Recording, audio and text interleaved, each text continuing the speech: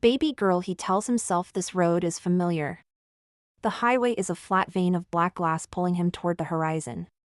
He's never driven it before, but he wants to believe he has, wants to believe he'll drive it again and again, until the turns settle into muscle memory. Red and white lights streak past. He stares ahead, as if the dark can be navigated by will alone, as if it will deliver him to the one small light at the end of it, Kayla. He drags on a cigarette and tastes metal. The smoke is supposed to tamp down the shakes, but his fingers still tremble against his lips. He keeps himself entertained with fantasies and rehearsals. He'll tell her she's beautiful. He'll tell her he's glad she trusted him. He won't mention the panic, he won't mention the way his heart scrapes his ribs when he thinks of anyone discovering this. She'll be quiet. She promised. They've been talking a month. A month is enough to know, is what he tells himself. She understands that secrets keep people safe. She wouldn't hurt him like that. Sweat beads under his cap. He flicks the butt into the night and wipes his scalp. She knows he's balding, she says she doesn't mind. She's special that way, kind. He pictures golden hair over bare shoulders, a white smile turned up to him. He's seen the photos. He tries to imagine her moving, breathing, alive. The turnoff appears like a slit in the trees. Mansions rise behind black fences, windows winking like patient eyes. My baby lives well, he murmurs, not sure if it's a joke or a prayer. She was lucky to be born to doctors. He was unlucky and then lucky again, he thinks, unlucky in love for years, lucky that someone finally wants him. He bought her a thin silver bracelet at Walmart, something to remember him by, something small and shining like a promise you can hide in a pocket. He slows, scanning house numbers, until he finds the one she sent. The truck sighs as he brakes. Keys jingle. The double doors part, spilling amber light. A small figure peeks out, grinning. Kayla. She is nearer than a photograph for the first time. He doesn't notice the way the light falls wrong across the floor. He doesn't notice the camera lens glinting, just for a second, like a wet eye deeper in the hall. Hey! I'm glad you could make it, she says, backing into the house. The voice in real air is stranger than in his head. Hey, girl, he hears himself say. Stupid. His sneakers rasp the cement. He steps inside. How was your trip? She asks. Her back is to him. The hem of a tan hoodie stops above blue denim, slender legs glide down a gleaming corridor. Terrible, he says, and it's true in a way and not in another. Being here smooths everything. Being here makes it easy, almost. Oh. How come? She tilts her head like a question mark, walking as if to lead him, walking as if she wants him to follow. It was all right, he says, and loses the rest. Something animal wakes in his chest, heat and hunger and relief. She swings around two leather chairs. You have to sit. They're new. Massaging. He chuckles. I have to sit. It vibrates when you press the buttons, she says, nearly bouncing. He drops into the chair. It swallows him. The switch clicks beneath his thumb, a hum creeps up through his legs, his back, the base of his skull. The indulgence feels like a trap even as he sinks deeper, but he smiles anyway. Which one? He tries to tease. Either. There's one for your lower back, one for your upper back, she says, arms lifting as she stretches. Her shorts ride an inch. His eyes climb from her thigh to her neck to her round face. Something catches. I thought you had blonde hair, he says, worrying the controls. She giggles. Do you like it? I dyed it myself. It's pretty, he says, too quickly. Very pretty. Thanks, she breathes, then, lightly, where's the pizza? I was waiting to eat. Pizza? He thought they'd agreed he wasn't bringing food. Does she want more from him? I wasn't bringing you pizza. Well, the single word slides into him like a blade. Weren't you going to bring me something? Yes, he says, cheeks heating. I did. Did you bring condoms? Playful. Nervous. Yes. He matches her tone and hates himself for it. Where are they? In the truck.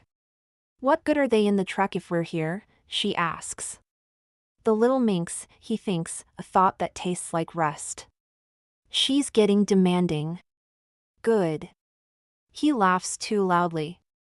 He wants to say the right thing and cannot find it. I haven't had a kiss yet, he blurts. Her smile stays, but something drains behind the eyes. Well, what did you want to do? I want a kiss first. And then, can I have a kiss first? Let's talk, she says, light as dust. You just got here. He stands, then sits. Heat coils under his legs, sweat slicks his skin. This is getting hot. Why? Press the red button, she says, pointing. He fumbles, looks away. He wants her out of this house. Out, and with him, and then the road will be his again and the dog will love her and after a few days he'll bring her back and no one will know. You going to sit? He asks, noticing how tall she seems from the chair. I like the edge, she shrugs, and he suddenly hates the distance between them. There's a sound, soft leather on tile. Footsteps. Expensive. Moving closer. You seem pretty comfortable there, a man's voice says. His chest locks. A tall man in a black suit steps into view. Kayla edges away toward the doorway he came from. The man's hair is neat, his eyes are colder than the room. Hi, sir, he says. The word sir tastes like ash. How are you? The man asks. The smile on his mouth is shaped like a knife. All right. How are you doing? What's happening? The man says. Not too much. He wants to sound casual. It sounds like pleading. Not too much, the man repeats and looks at the navy cap. You a Boston fan? He swallows. I don't really watch baseball. But it's a Boston cap. It's a Boston cap, he says, and the man takes even his breath away. So, what are you up to tonight? The man asks, as if he doesn't already know.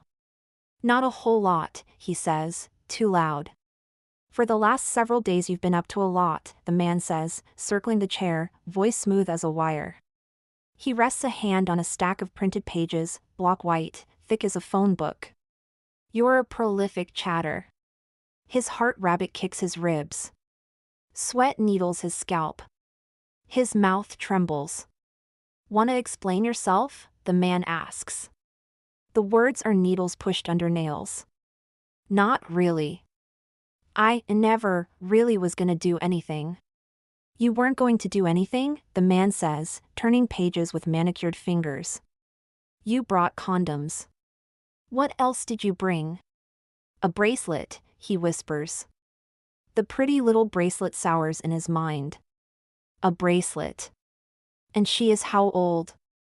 Supposed to be 13, he says. The number burns. How old are you? 37. Today. The word today lands like a shovel of dirt on a lid. You have kids? No, you talk about your nieces, the man says, eyes like ice.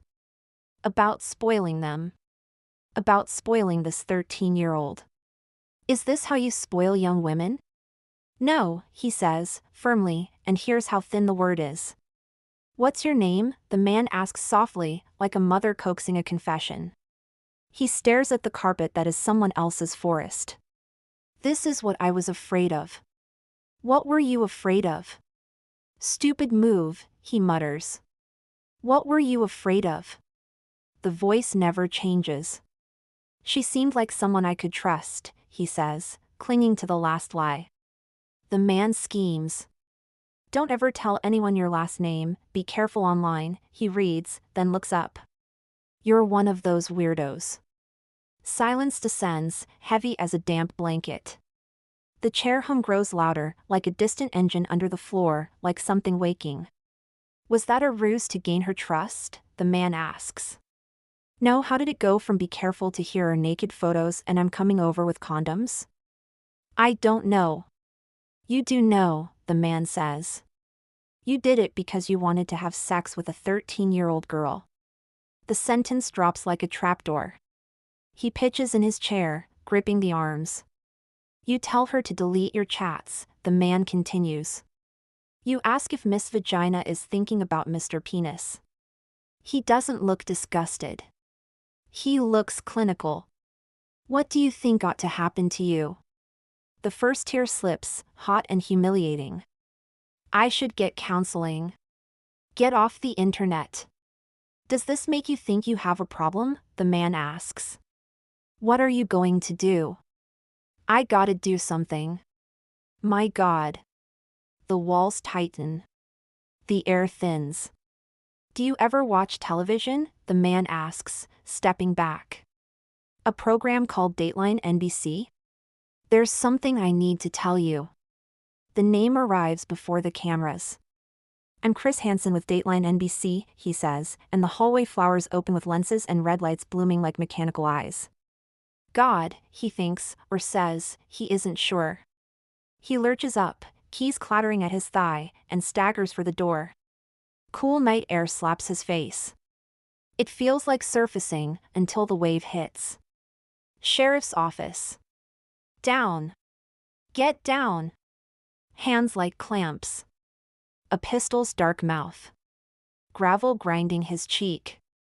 The night smells like cut grass and oil and the sick sweet scent of fear. On the ground. Another voice. Another camera. Cold bracelets close on his wrists. His cap tumbles, and he imagines the bald shine of his skull framed forever by a stranger's lens. He imagines the replay, the pausing, the pointing. Put your hands behind your back. He does. He stares at the door he entered and tries to remember the moment he stepped through it. He tries to imagine a road that leads anywhere else. Above him, a red recording light burns and burns, the smallest, cruelest sun. The chair in the room hums on without him, still vibrating, as if enjoying the weight it held a moment ago, as if it's learned his shape. As if the house has, too.